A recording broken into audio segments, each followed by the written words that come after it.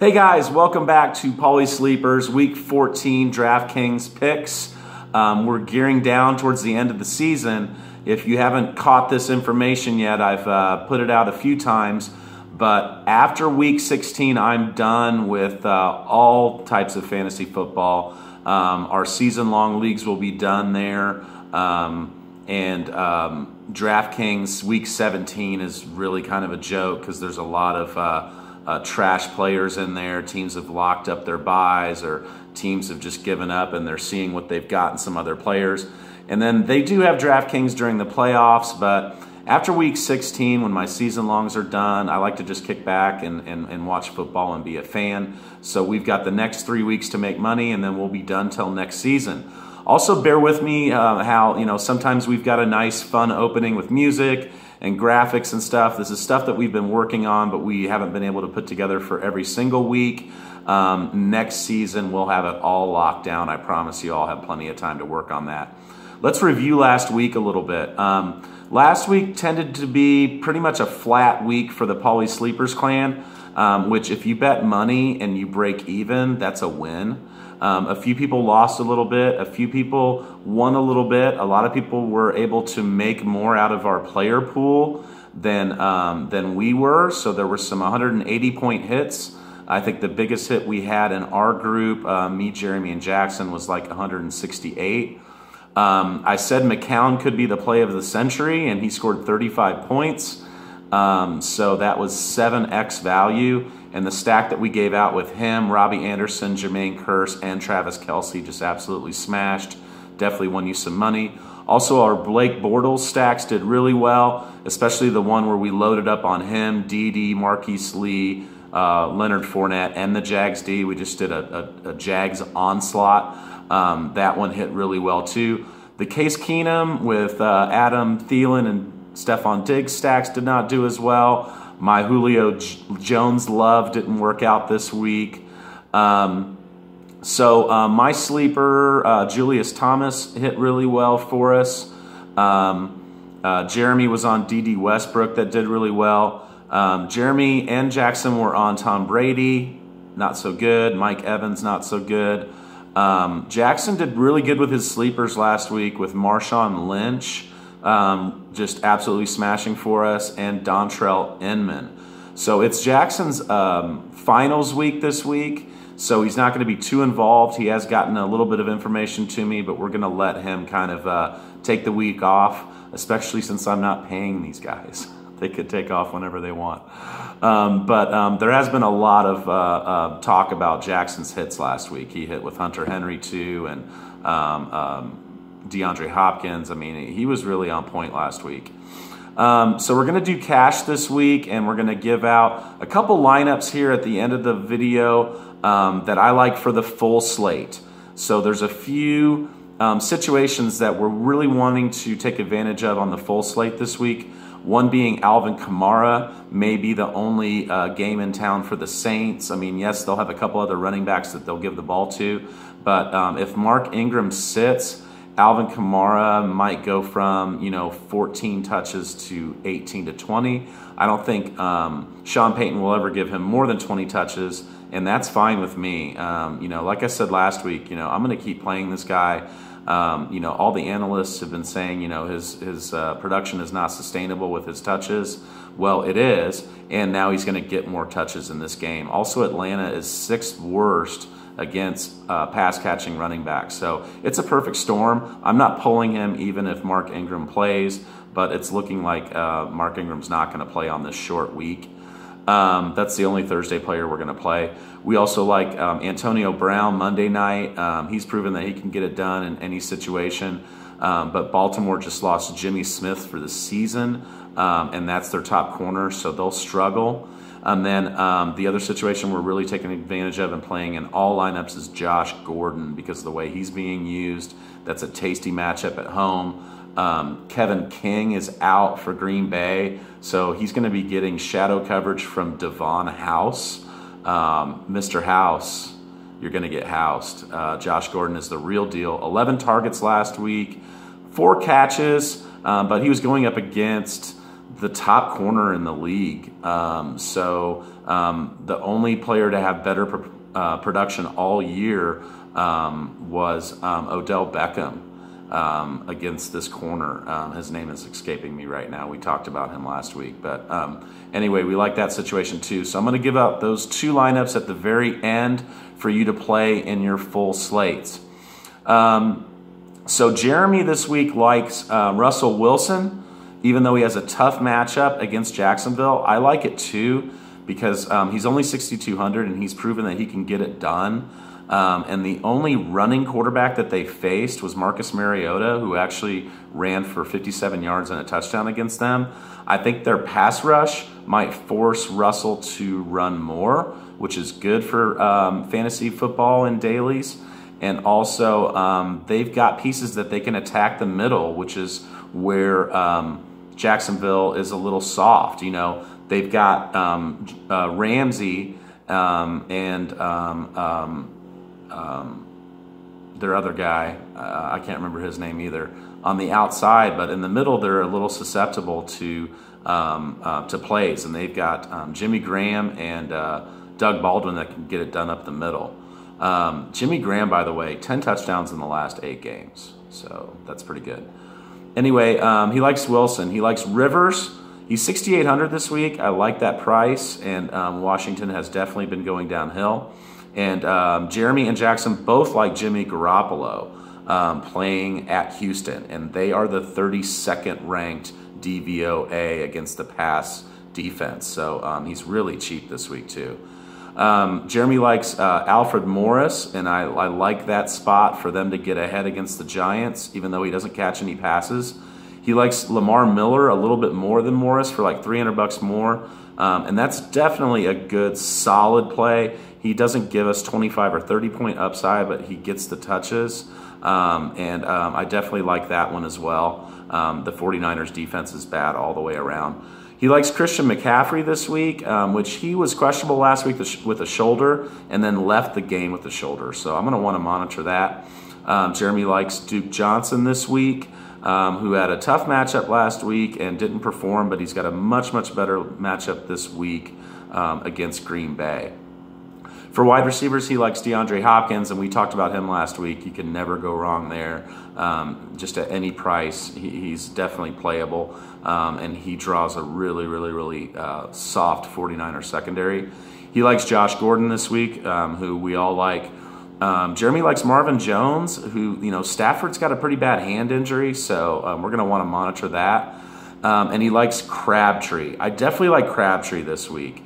Amari Cooper is trending towards being out again. He's still in concussion protocol, and he had like a sprained knee or ankle as well. So he's got multiple injuries he's dealing with. And Kansas City suspended Marcus Peters this week.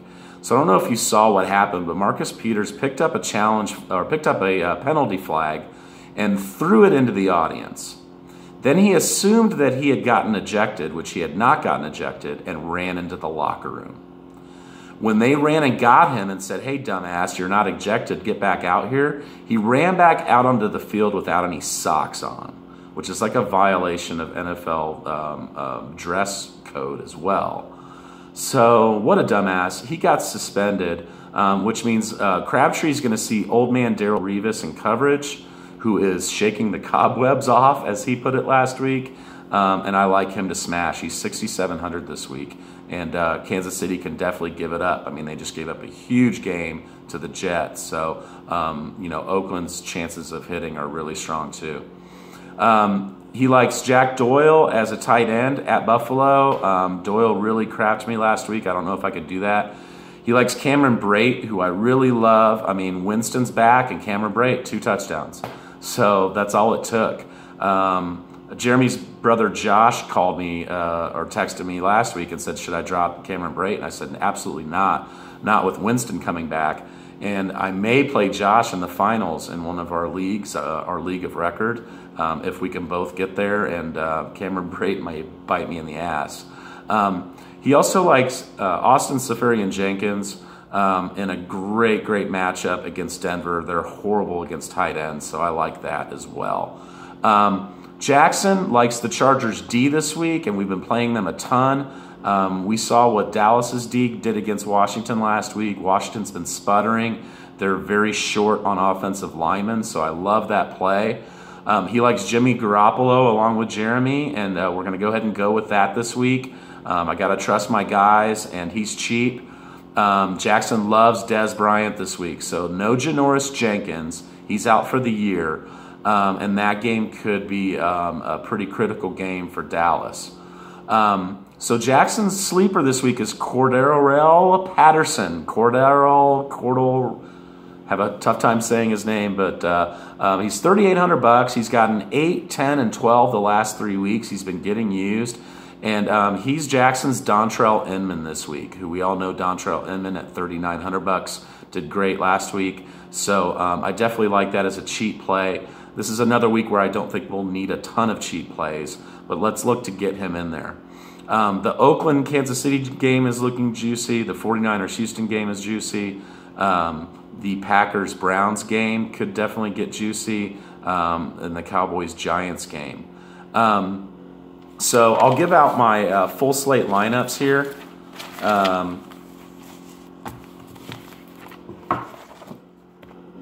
So I know it's not on a fancy, Microsoft Excel spreadsheet or anything, but this way you guys don't have to pause and write stuff down.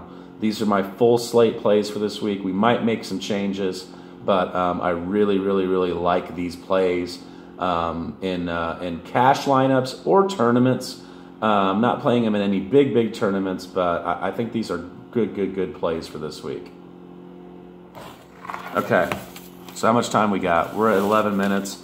Pack Browns this week. We might do a Deshaun Kaiser to Gordon stack. Kaiser I liked a few times at the beginning of the year, and he proved that he could get it done with his legs. And I said, like in week 2 or week 3, we wanted to watch out for this guy because of his running ability. And he's rushed for 5 touchdowns this year, which is really awesome. If you look for red zone carries among all NFL players, he's the first non-running back that pops up. The Pack are also just horrible. So Josh Gordon, it might be a really good stack there. If we do a GPP with him, we could put in Njoku 2, we could put in Duke Johnson 2. But Kaiser also has 4 games of over 20 points this year, which is what we're going to look for at that price. To put it in perspective, Marcus Mariota has 1 game of over 20 points this year. So I know it sounds crazy, but Deshaun Kaiser might be a really good play.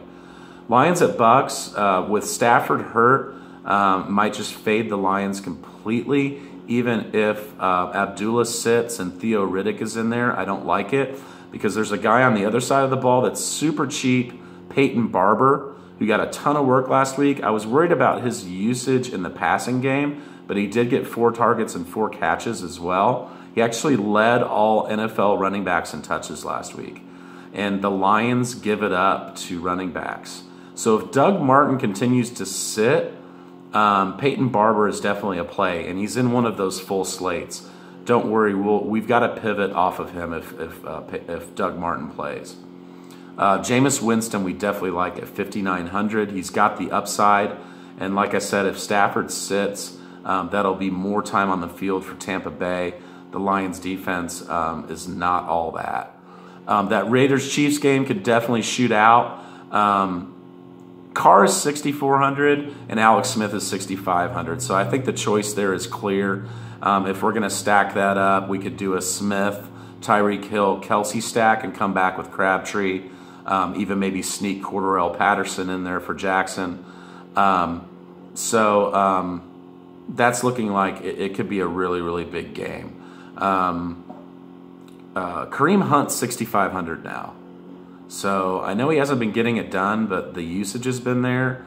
And I don't know. Oakland's defense is really bad. So we've kind of faded him the last couple weeks for good reason, but his price is getting down there to where I might want to play him again. The Vikings-Panthers, pretty much staying away from this game. Christian McCaffrey, yes, if he's 100% healthy, but also the Vikings' run defense is really, really tough. We always look for a reason to fade games, and the Vikings defense might shut the Panthers down. And the Panthers' run defense is really good, which is going to slow down the Vikings running backs. Thielen and Diggs, I mean, are probably good plays, but I have tough time playing guys after they got me 3 or 4 or 5 points.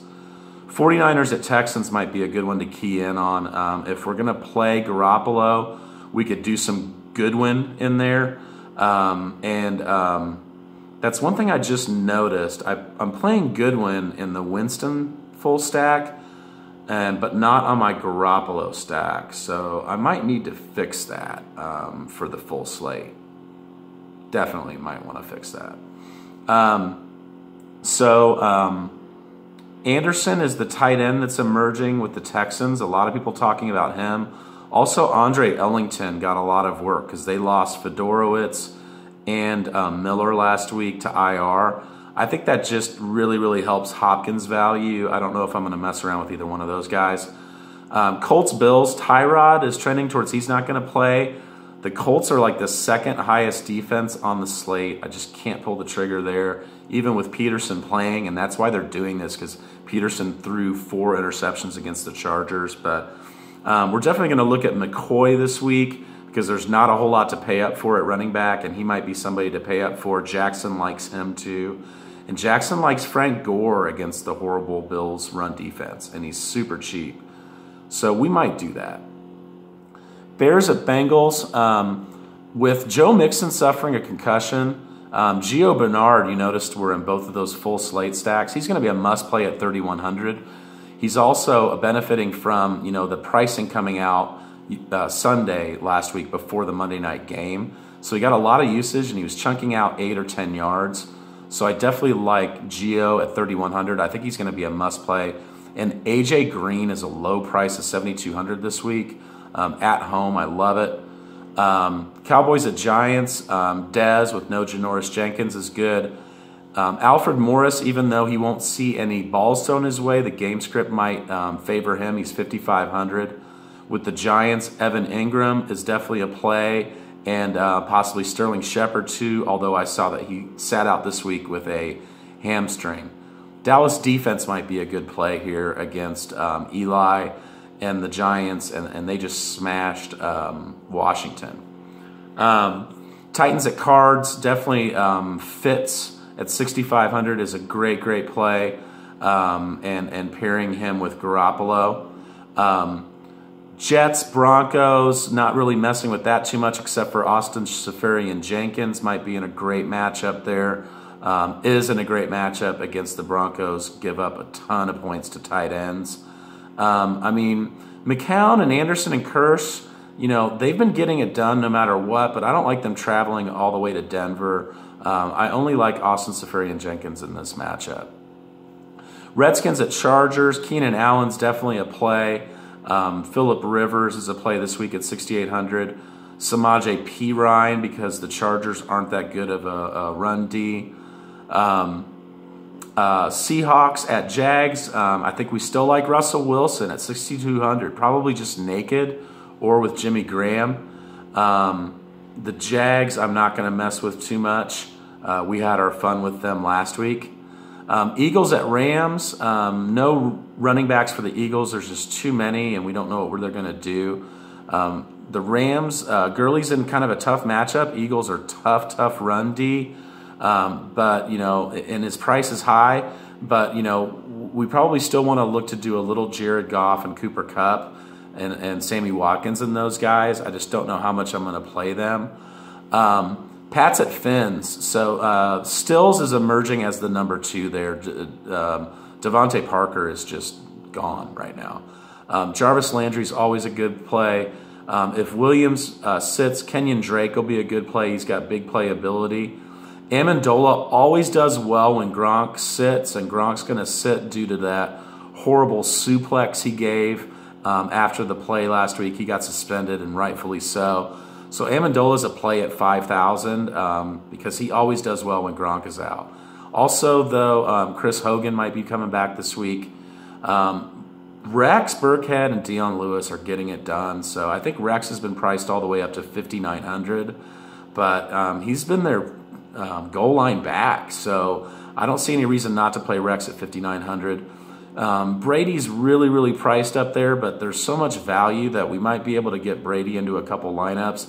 I don't think he's going to throw up 7 points again this week. I think he'll go back to his Brady ways. So that's about it, guys.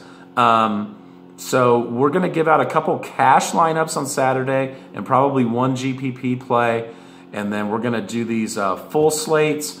Maybe look to switch some stuff around and get Marquise Goodwin in on the Garoppolo stack. That's one thing that I messed up on, but it's too late to redo the video now. I appreciate all your guys' support. We only have a few more weeks. So let's do the cash game double ups this week and look to double our money. And we'll check back in with you on Saturday evening. Thanks. Bye.